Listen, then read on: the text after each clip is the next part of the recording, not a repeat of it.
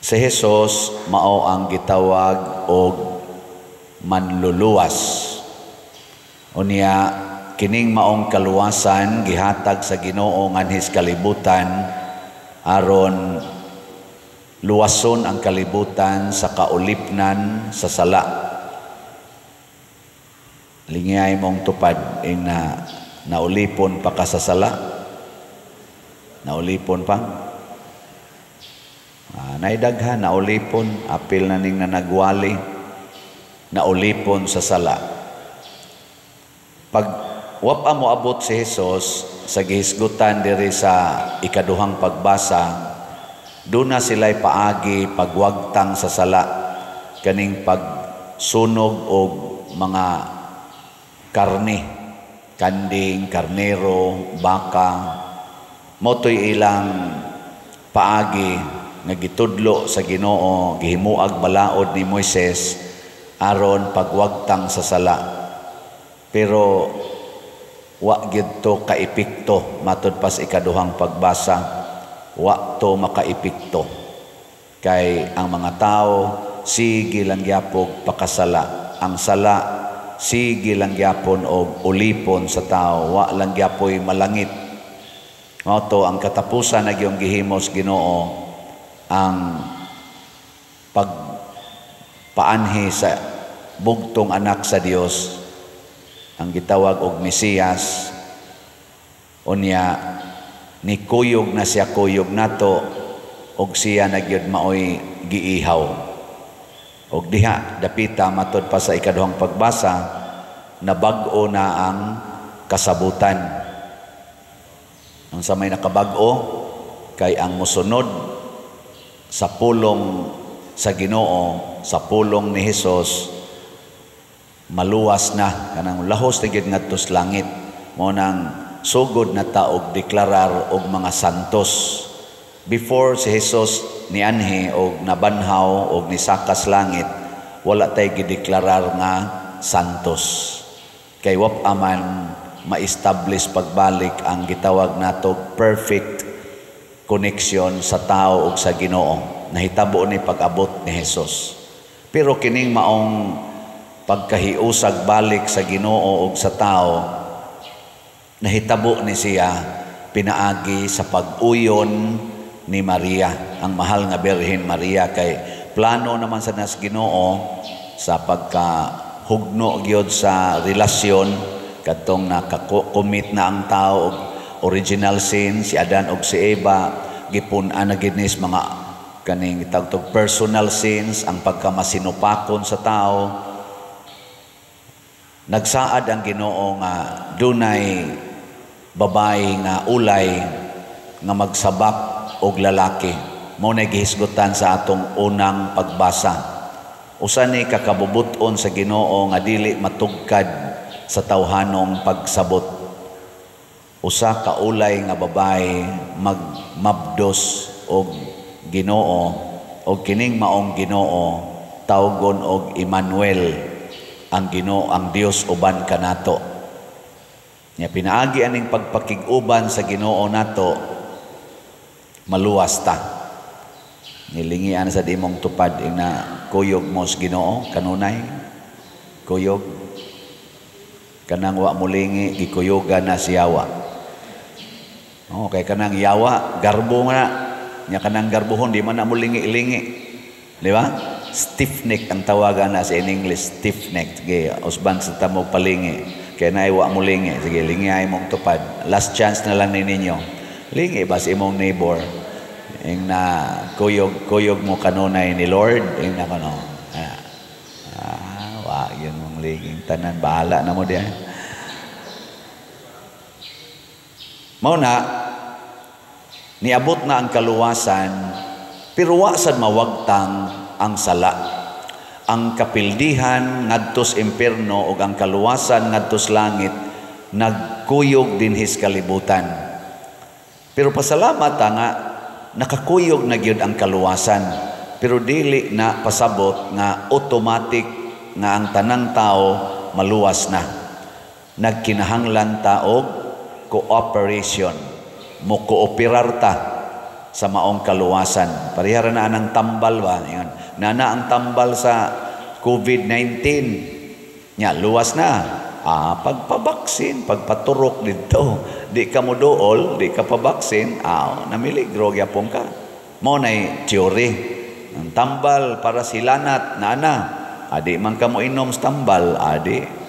Gapabilin ang tambal nga mapuslanon, pero wa mapusli nimo kay wa man ka mo dawat sa tambal. Ang question di ay, mapariha ba ka ta sa mahal nga Birhen Maria nga maoy unang midawat sa kaluwasan? Kinsa ninyo dinhi ang musunod sa mahal nga Birhen nga mudawat gyud sa Ginoo? Taas ang kamot. Huy, kinsa ma inyong dawaton di ay? Ang yawa? Pag-sure mo di ay? Na, mauna ni ron.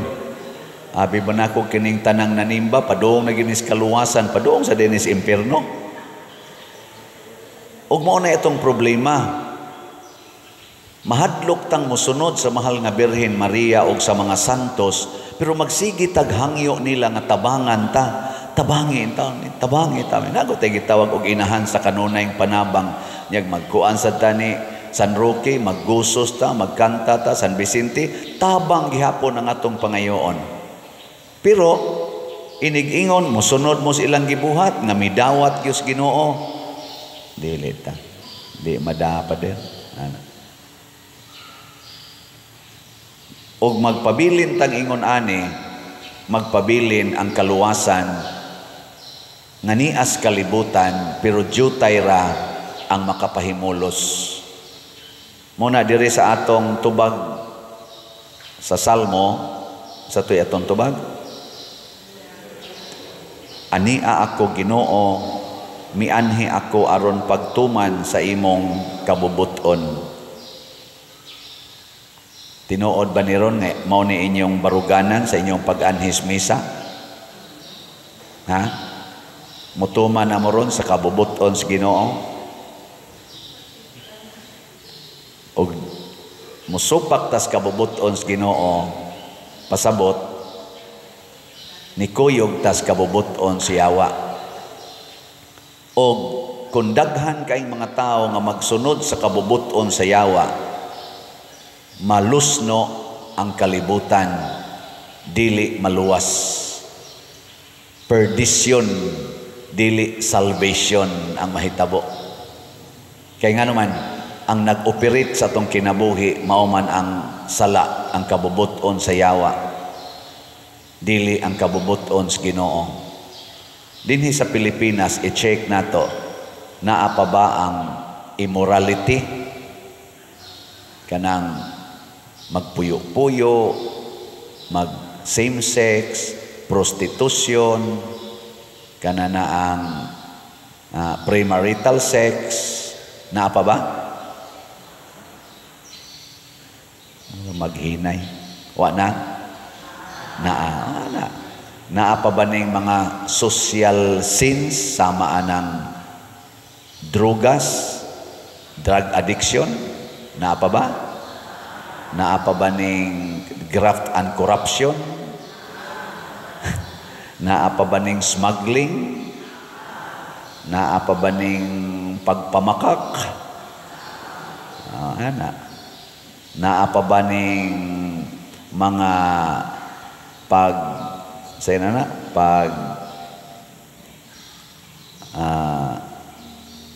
tuis o pag manipulate sa atong mga balaod?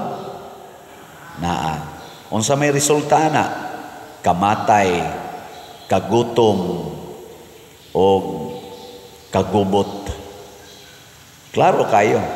Naabay kamatay ro sa atong katilingban? Naabay kagubot? Naasad. Naabay kagutom? Naasad. Muna, nanginahanglan tag kaluwasan ani, gusto kitang maluwas ani, na naman, na ang solusyon. Pero kay di man ta mosunod sa Ginoo, di man ta modawat niya sama sa pagdawat sa mahal nga Birhen o sa mga santos, maglisod og lihok ang kaluwasan. Parehara na sa sakyanan ba, di na mo andar, pero di man gid mo ilisan ang dautan nga pisa, imo man yung ipamugos nga kana ra yung pisaha mo igamiton, di man nimo ilisan, di ginakadagan og tarong imong sakyanan. Moingon ginang mekaniko, palitin ig brand new palitin ig bag-o. Para sa imong ligid, flat na, buslot na, maogyoy imong gamiton, di gini mo ilisan, di ginakadagan og tarong imong sakyanan. Muna karong panahon sa eleksyon, karong midterm election, mangilis na ta. Ilisan na to itong mga na naglingkod na itong mga leaders og buot pang mulingkod nga mga leaders nga makahatag lang og mga sala sa atong katilingban or makapasamot aning mga sala. Atong pilion katong makapaminos-minos. Katubang dili ba mo kapasamot sa sala? Dili makapadugang sa paglaganap sa drugas, sa immorality, sa graft and corruption, sa kaning mga insurgency, kaning niang mga bisyo sama ng sugal. Kinsa nay makapaminos ana sa atong tan-aw karos mga kandidato mo na atong challenge ug maunay kabubuton sa Ginoo in relation sa atong eleksyon karong moabot. Sa kani sa kuan lang o sa national level sa atong nasod. Kaya na magitay gi atubang ron nga eleksyon. Nagsigi naman nagpangumpanya ang more than 40,000 ka mga kandidato gikas pagka-senador hangtod sa pagka-konsehal sa lungsod o sa syudad. Atong analyson, maningkamo ta uban sa lamdag sa Ginoo, tan-aw nato ani niya ang pinaka number 1 ron nga mga teams, Team Duterte, Team Marcos. Unahon na natog analyze niya human ang mga independente atong analyson. Kaning team nga Duterte, doon na ba ni sila'y kapasidad o commitment nga ipaubos ang mga sala nga atong gihisgutan nga naaros atong nasod. Kining team Marcos, naa ba ni sila anang kapasidad o commitment sa pagpaubos sa mga gihisgutan nato? Mailhan na nato kay magsigi na sila condemn sa ilang pagpangumpanya, magsigi na sila condemn sa mga sala. Dili gani mo condemn sa mga sala ang maong kandidato, dili gani mo kondina niining mga drugas, mga graft and corruption, smuggling, immorality, mga sugal nga illegal. Di gani mo condemn mga terrorism, automatic dili na nato pilion. Ngano man, wa man gani gi-condemn sa baba, samot na gyud buhat. Di ba? Magduda pa man gani tanang mo condemn sa baba kay matud pa ni Kristo, words is useless without the action. Kanang pagsigi ninyo ingon, Ginoo, Ginoo, di na makaluwas ninyo. Butang igyog buhat, magduda pa man ganita nang nagsigig ingon Ginoo, Ginoo, Ginoo. Ano yaman na din nanimba, nagmisa ganing usa.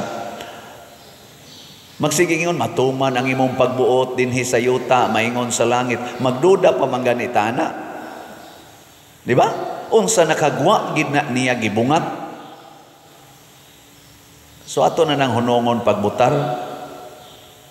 Nya kamoron, nanamoy idea kinsa inyong butaran. No, sige, bahala na mo diya.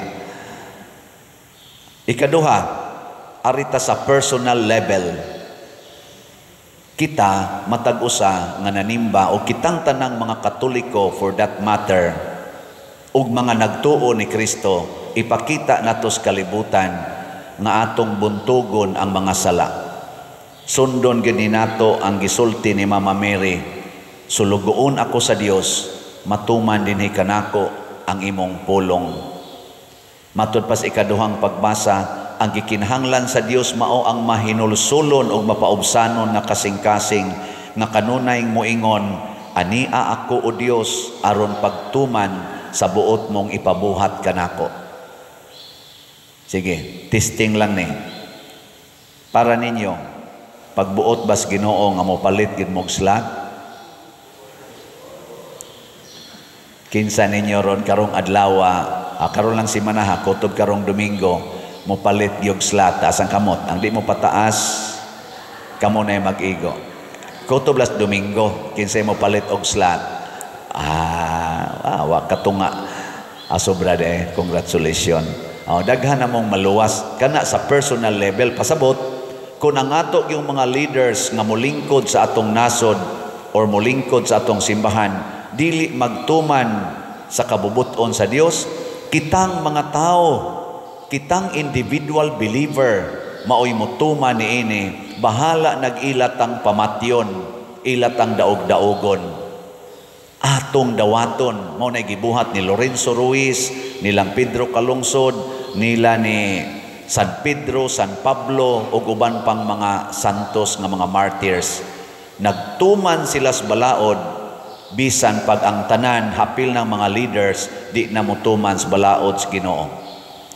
Kay at the end, ang kaluwasan is individual. Matud pang San Pablo, matag usa kanato muhatag og husay ngadto sa maghuhukom aron pagpresentar sa atong binuhatan maayo man o dautan. Gilas na lang lingi sa imong tupad. Ang di mo lingi way kaluwasan. Ingna gusto ko, sabat na ko, gusto ko maluwas ka. Ana. So nindota na.